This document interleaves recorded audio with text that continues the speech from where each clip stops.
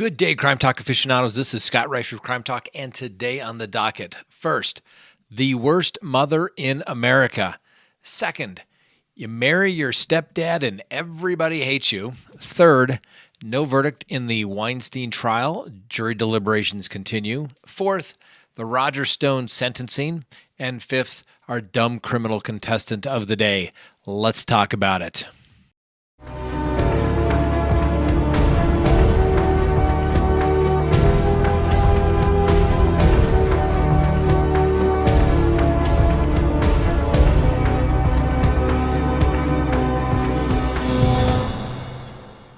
Good day, Crime Talk aficionados. This is Scott Reisch from Crime Talk, and thank you for tuning in. If you have not already done so, please hit that little subscribe button, hit that little thumbs up, and always leave us a comment as to what you think about the stories we cover today. And whether you are a new subscriber or one who has been with us from the beginning, we thank you for watching. Let's get to the docket. First, the worst mother in America. And I don't take that lightly, all right? Because there's a lot of bad moms, but this has got to be one of the worst. A 37-year-old Pennsylvania woman, Lisa Snyder, accused of passing off the first-degree murder of her 8-year-old and 4-year-old children as suicide by hanging with a dog leash, had no reaction to chilling witness testimony in court at her preliminary hearing. A Pennsylvania trooper testified that the children, Connor 8 and Brinley 4, that he had to fight back tears on the stand that day as he helped paramedics carry the children out of the basement on stretchers. The trooper stated that he's human. Witnesses also described how Snyder's behavior that day was very anxious and very nervous, but she was not crying. Authorities allege that Snyder had ordered the dog leashes the day before the crimes were committed.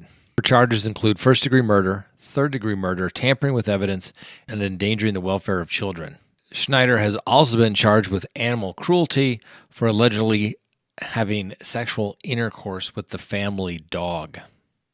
Apparently, the authorities found sexually explicit images to support the lattermost charge during their investigation. The defense attorney for Ms. Snyder says that the cops have no evidence that she killed her children, and it's just speculation and guesswork.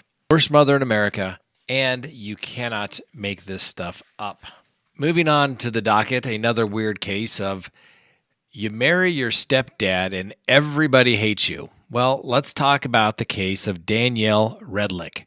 She's 46 years old, and she has until February 26th to decide whether she wants to accept a plea deal in her case that's been offered by the district attorneys as it relates to the death of her husband, Michael Redlich, who's 65. Now, Miss Redlich alleges that she was simply eating a McDonald's hamburger in her kitchen. On January 11th, her husband got mad, took a bite of her meal, and spit it in her face, according to reports. Miss Redlich claims that her spouse injured himself when he started vomiting and she attempted CPR. Miss Redlich apparently did not call the police immediately because she was on probation and she didn't want to report her husband's condition. Apparently called 911 after waking up the next morning and cutting her wrists, according to police reports. Now, the police say that Miss Redlich is a big old liar, that there were no signs of vomiting, bruising consistent with CPR or a heart attack, but there were bruises on the victim's left arm consistent with defensive wounds. The victim also sustained a fatal stab wound to the shoulder, which would have killed him in about 6 minutes, according to investigators. Apparently, Miss Redlich was on various dating apps just hours before she called 911. There's also been reports that Miss Redlich has quite a temper. The weirdness of this particular case comes from the fact that everybody's getting all freaked out that Mr. Redlich and Miss Redlich, before they were husband and wife, were father and stepdaughter. Like that's supposed to make people question the relationship or something. Now, family members have stated that, in fairness to Michael Redlich, that Danielle's mother was dying of cancer when they started dating. So I guess that makes it okay. Miss Redlich is charged with second-degree murder and tampering with evidence. The court has given her, like I said, till the end of the week to decide what she wants to do, whether to go to trial or take a plea deal. We'll have to see how that one comes out. We'll be watching it. Next on the docket, the Harvey Weinstein matter. Yes, on day 3 of deliberations, there have been no verdicts returned, and the jurors want to rehear the cross-examination and everything afterward in Miss Sciorri's testimony. The 7 men and 5 women who are jurors on this case have requested to rehear key testimony from witnesses in the trial, specifically Annabelle Sciorra, whose rape allegations support the most serious sex charged against the disgraced Hollywood producer Harvey Weinstein. Things must be done a little differently in New York. Now, every trial that I've ever conducted in a state or federal court, when a jury asks to hear testimony or to get a transcript, it is simply not possible because when the court reporters do their transcription, they have to read it, make sure it's done correctly, proof it. Sometimes they listen to a recording to make sure it's completely accurate, and that can take weeks. I have never seen a transcript sent back to a jury. I've never seen a recording sent back to a jury during their deliberations.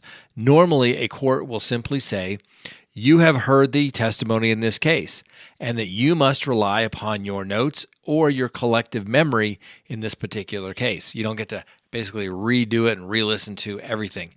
Yes, if there's a videotape statement that's been introduced into evidence, that can be produced and they can watch it, or audio recordings and obviously photographs, they get to see that. But transcripts, something unusual. I have never seen that done anywhere, so I'm not exactly sure how New York is doing it. But if that's what it's going to take for justice to be decided, and New York has the resources to do it, so be it. We'll wait and see, maybe tomorrow. Juries are notorious for returning verdicts after lunch on Fridays. Why? Because they get their free lunch and they don't have to come back the following week. We'll have to wait and see. Next on the docket, we talked about this case, Roger Stone. Roger Stone was a political consultant and longtime friend of the president. He was convicted of 7 counts of lying to Congress and witness intimidation. Apparently, everything that this Mr. Stone character does is flamboyant and always seems to accompany a large circus and controversy. We talked about this case because all of the prosecutors resigned because Maine Justice said, no, your recommendation for a 9-year sentence was excessive, and we're not going to allow you to argue that. Now, anyone who's ever worked or seen the U.S. Attorney's Office work, nothing gets done unless it comes out of Maine Justice. So I wasn't particularly surprised that Maine Justice said, oh, that's a little excessive. Now, these 4 prosecutors, 4 resigned, 1 left the government's employment completely, but the other 3 remained. I was of the mindset that if you are that outraged, you don't get to just get off that case. You should quit your job completely and go to the private sector and see how life is out there. Anyway, a prosecutor from the Department of Justice stepped in, and a sentencing hearing was held today. Roger Stone today received a 40-month sentence, 3 years and 4 months, for the crimes of impeding a congressional investigation of Russian interference into the 2016 presidential election. Ultimately, what he is accused of is he lied to Congress. Now, you can't lie, okay? Always said, best advice I could possibly give anybody, if you have to go before anybody, the police, congressional, anybody, don't lie, okay? Because usually the lying is what gets people in trouble. It always gets people in trouble. So don't lie. If you're going to talk, tell the absolute truth. And if you can't tell the absolute truth, shut your mouth and assert your Fifth Amendment rights against self-incrimination. Make them give you immunity so that you can tell them how you were going to lie, but you didn't, and have your truthful testimony given but with the protection of no prosecution. Now, Mr. Stone didn't do that. And of course, this case also brought on a lot of ire because President Trump tweeted a lot of information about other people that he thinks should have been prosecuted, Mr. McCabe, Mr. Comey, all who have basically been determined not in the legal parameters of lying to Congress, but in the court of public opinion, and they have never been prosecuted, which clearly shows perhaps unless you are one of the cool kids, you don't always get away with everything all the cool kids get away with. So Attorney General Barr basically said, hey, Mr. President, you need to stop doing these tweets because you are interfering with me and my personnel from doing our jobs. And I need you to stop because it's really affecting things and it's making it look like we're not doing our jobs and holding everybody to the same standards, but that we're being influenced by you in some way. Now, the president can say what he wants. If I was his attorney, I would advise him not to discuss legal matters like this, but he also has the power to pardon and grant clemency, which could basically allow that no sentence would be imposed. Now, Mr. Stone looked pretty dapper walking out of the courthouse today. And you say, well, why is Mr. Stone walking out of the courthouse today? Because the court wanted to go ahead with the sentencing today while she is trying to resolve a motion for a new trial. As it turns out, one of the jurors on the trial for Mr. Stone apparently had some very deeply held political views against the president, didn't really disclose any of those, and made some tweets and apparently published a book. But, don't worry about it. It's all fine. Now, that's one of the main problems when you have federal jury trials is that you oftentimes do not get time to talk to the jurors. In most state cases, you get time to conduct voir dire, which is the process of seeing if there can be fair and impartial jurors. Now, most federal judges don't let you do that. In fact, if you want to ask questions, you have to submit them to the judge, and then they read them. And let me give you an example of a federal judge's voir dire. Mr. Jones, you can be fair and impartial, correct? Yes, sir. You can be a person that can be trusted to follow the instructions of law that I give you. Yes, sir. Sounds like a fair and impartial juror to me. Take a seat. That's usually about the extent of it. Unless somebody says they can't follow the law, they're completely unfair and unbiased to everybody. Now, let's face it, most people don't want to say, I can't be fair and impartial because it makes them look like a bad person. But it always creates issues. Like if you can't be fair, maybe it doesn't mean you're not a good person. It just simply means maybe this isn't the case for you. So if one of the people that you cannot despise and his best friend or an associate of his, I don't want to say best friend, but an associate of his is on trial, you probably, let's face it, let's be intellectually honest here, maybe not the right trial for you to be a juror on. We'll see what the judge will do. I don't think much will happen. We'll see if the president grants a pardon or at least some clemency whereby Mr. Stone perhaps doesn't go to prison. We'll wait and see what happens.